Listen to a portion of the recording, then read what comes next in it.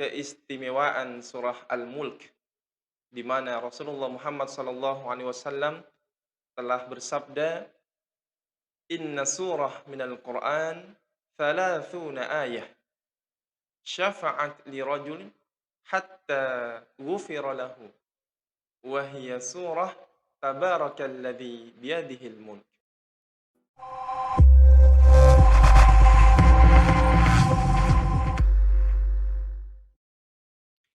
Bismillahirrahmanirrahim. Assalamualaikum warahmatullahi wabarakatuh. Alhamdulillah, alhamdulillah, assalatu wassalamu ala Rasulillah wa ala alihi wa ashabihi wa man walah, wa la haula wa la quwwata illa billah. Qala Allah Ta'ala fi kitabihil karim, a'udzu billahi as-sami'il 'alim minasy syaithanir rajim. Ya ayyuhalladzina amanu taqullaha haqqa tuqatih wa la tamutunna illa wa antum muslimun. Faqala Rasulullah sallallahu alaihi wasallam, inna surah minal Qur'an thalathuna ayah, syafa'at li rajul hatta ghufira lahu, wa hiya surah tabarakalladzi biyadihil mulk. Alhamdulillahirabbil alamin. Sahabat inspirasi hati yang dimuliakan Allah Subhanahu wa taala. Pada hari ini Allah menakdirkan kita semuanya berjumpa dalam channel YouTube Inspirasi Hati. Mudah-mudahan Allah Subhanahu wa taala merahmati kita semuanya dan memberikan syafaatnya, memberikan ampunannya, memberikan ghafirah kepada kita semuanya, sehingga kita semuanya mendapatkan tempat yang mulia di sisi Allah Subhanahu wa taala kelak di hari kiamat.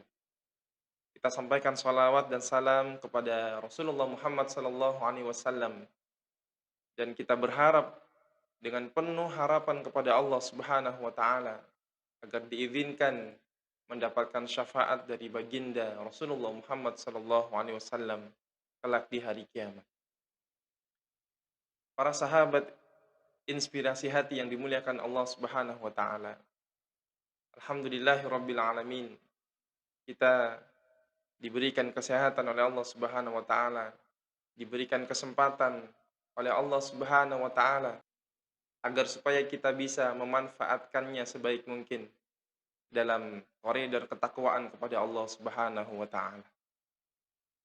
Sahabat inspirasi hati yang dimuliakan Allah, hari ini kita akan membahas tentang keistimewaan surah Al-Mulk, di mana Rasulullah Muhammad SAW telah bersabda, inna surah minal Qur'an thalathuna ayah, syafa'at li rajul hatta ghufira lahu, wa hiya surah tabarakalladzi biyadihil mulk. Sesungguhnya ada satu surah dari Al-Qur'anul Karim yang terdiri dari 30 ayat dan dapat memberikan syafaat bagi yang membacanya sampai dia diampuni oleh Allah Subhanahu wa taala, yaitu surah Tabarakalladzi biyadihil mulk, atau kita sering mendengarkan atau kita sering menyebutnya dengan surah Al-Mulk. Sahabat inspirasi hati yang dimuliakan Allah, hadis ini diriwayatkan oleh Imam At-Tirmidzi nomor 2891 dan diriwayatkan oleh Abu Daud nomor 1400, oleh Ibnu Majah nomor 3786, dan Imam Ahmad nomor 299.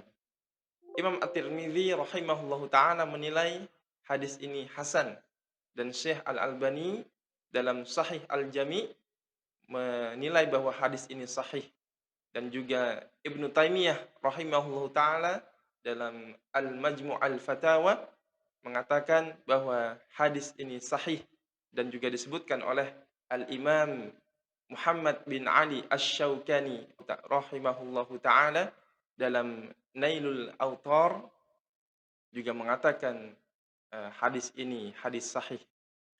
Oleh karenanya sahabat inspirasi hati yang dimuliakan Allah, hendaknya kita mengamalkan hadis ini dan mudah-mudahan Allah merahmati usaha kita, Allah merahmati aktivitas kita sehingga dalam mengamalkan hadis ini kita yakin bahwa Allah Subhanahu wa taala melalui lisannya Rasulullah Muhammad sallallahu alaihi wasallam telah memberikan kabar kepada kita, telah sampai kepada kita satu hikmah yang luar biasa, suatu inspirasi yang luar biasa dan itu sangat dibutuhkan oleh kita semuanya, yaitu ampunan Allah Subhanahu wa taala dan kita bisa dihindarkan dan kita bisa dijauhkan oleh Allah Subhanahu wa taala dan diselamatkan dari siksa kubur.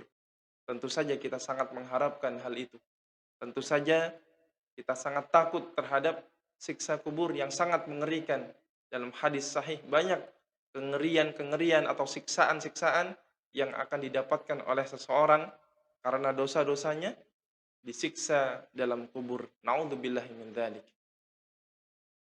Sahabat inspirasi hati yang dimuliakan Allah, hari ini kita akan membahas sedikit tentang bagaimana membaca surah Al-Mulk yang tentu saja harus dengan bacaan yang benar, bertajwid, dengan kaedah-kaedah ilmu membaca Al-Quran, sebagaimana dicontohkan oleh Rasulullah Muhammad SAW, dengan bacaan yang tartil, bacaan yang benar, ya, bertajwid, sehingga bacaan kita sampai kepada Allah Subhanahu wa taala dan berhak untuk mendapatkan ganjaran atau pahala dari Allah Subhanahu wa taala.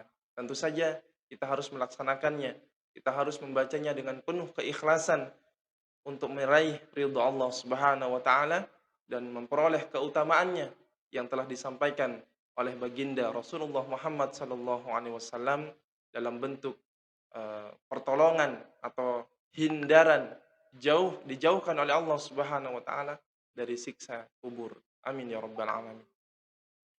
Baik, kita akan membacakan secara tartil, secara perlahan dan mudah-mudahan kita semuanya mendapatkan faidah atau manfaatnya.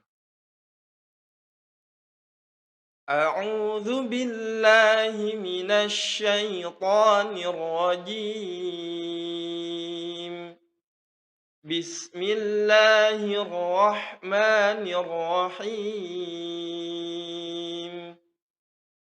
تبارك الذي بيده الملك وهو على كل شيء قدير الذي خلق الموت والحياة ليبلوكم أيكم أحسن عملا وهو العزيز الغفور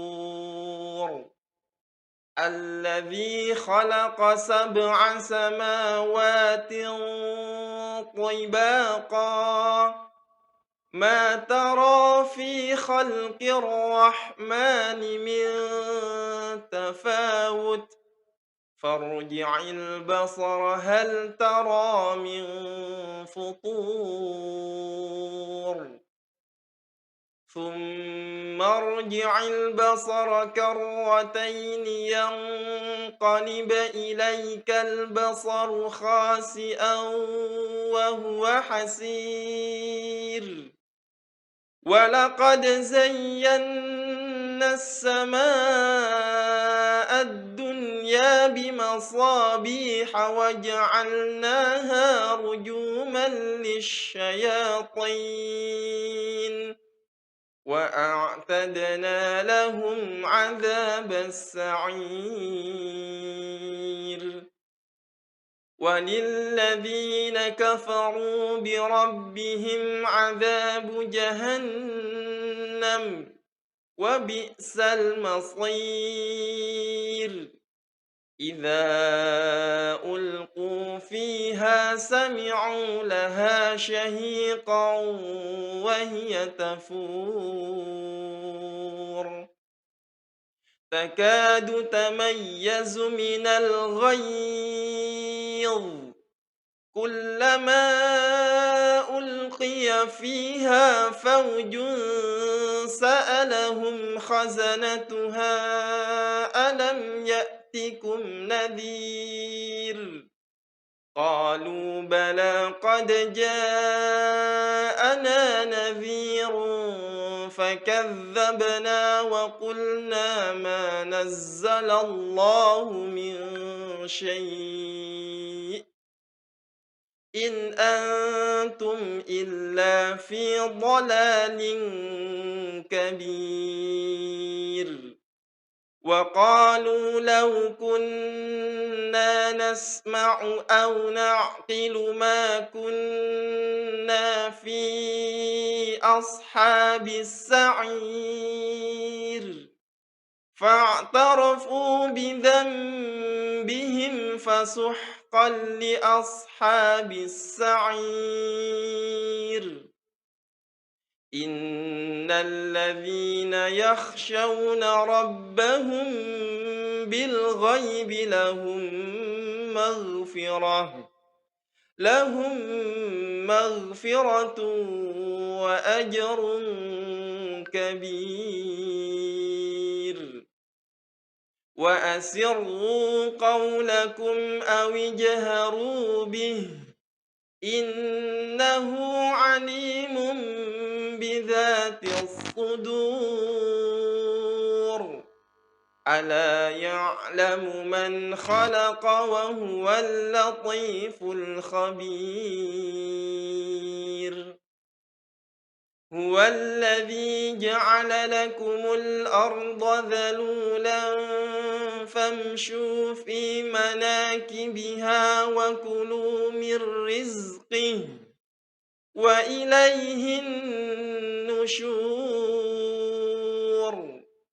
أأمنتم من في السماء أن يخسف بكم الأرض فإذا هي تمور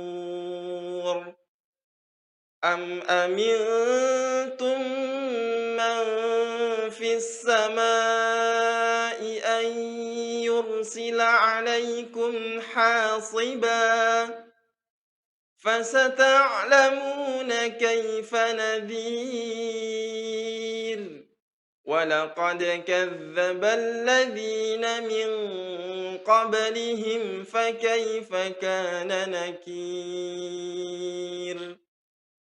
أولم يروا إلى الطير فوقهم صافات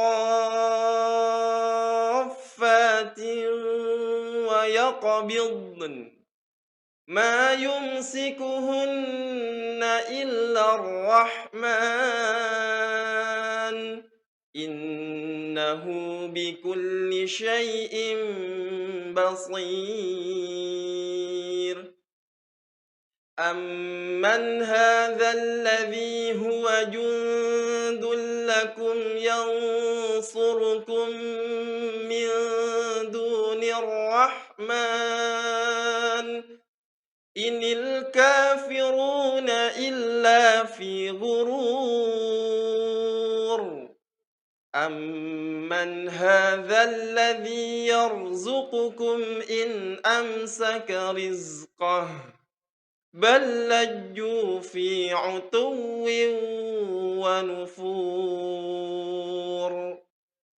أفمن يمشي مكبا على وجهه أهدى أمن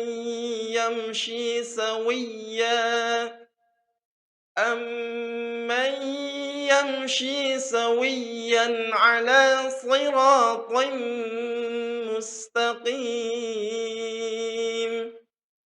قل هو الذي أنشأكم وجعل لكم السمع والأبصار والأفئدة قليلا ما تشكرون قل هو الذي ذرأكم في الأرض وإليه تحشرون ويقولون متى هذا الوعد إن كنتم صادقين قل إنما العلم عند الله وإنما أنا نذير مبين فلما رأوه زلفة سيئت وجوه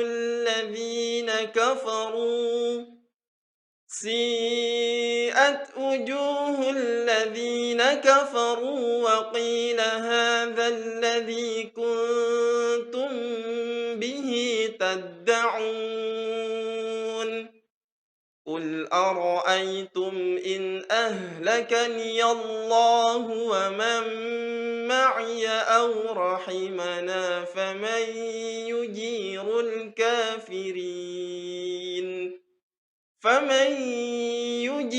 الكافرين من عذاب أليم قل هو الرحمن آمنا به وعليه توكلنا فستعلمون من هو في ضلال مبين قل أرأيتم إن أصبح ماؤكم غورا فمن يأتيكم بماء معين صدق الله العظيم. Alhamdulillah Rabbil Alamin. Sahabat inspirasi hati yang dimuliakan Allah, itulah bacaan surah Al-Mulk dengan bacaan yang insya Allah sudah sesuai dengan tajwid yang benar, sesuai dengan yang dicontohkan oleh Rasulullah Muhammad sallallahu alaihi wasallam, panjang pendeknya benar, dengung-dengungnya benar, dan mudah-mudahan Allah merahmati kita semuanya ketika bisa mengamalkan hadis sahih dari Rasulullah Muhammad sallallahu alaihi wasallam. Barang siapa yang setiap malam membaca surah Al-Mulk, nanti di alam kubur akan dihindarkan oleh Allah Subhanahu wa taala dengan izin Allah Subhanahu wa taala dan dengan keyakinan akan perkataan baginda Rasulullah Muhammad sallallahu alaihi wasallam, kita berhak mendapatkan penjauhan, penyelamatan dari Allah Subhanahu wa taala dari siksa atau azab kubur. Mudah-mudahan apa yang sudah kami sampaikan bisa menginspirasi kita semuanya, dan tentu saja kita berharap Allah mengumpulkan kita semuanya kelak di hari kiamat ke dalam surganya Allah Subhanahu wa taala setelah diselamatkan dari siksa kubur. Kemudian kita terus mengharapkan ampunan demi ampunan atas dosa-dosa kita atau kesalahan kita di masa lalu. Kemudian Allah merahmati kita, meridhoi kita, dan tentu saja kita berharap terus diselamatkan oleh Allah Subhanahu wa taala dari dosa-dosa, dari kesalahan-kesalahan yang disengaja maupun yang tidak disengaja. Amin ya rabbal alamin. Hadanallahu wa iyyakum. Subhanakallahumma bihamdika asyhadu an la ilaha illa anta astaghfiruka wa atubu ilaik. Assalamualaikum warahmatullahi wabarakatuh.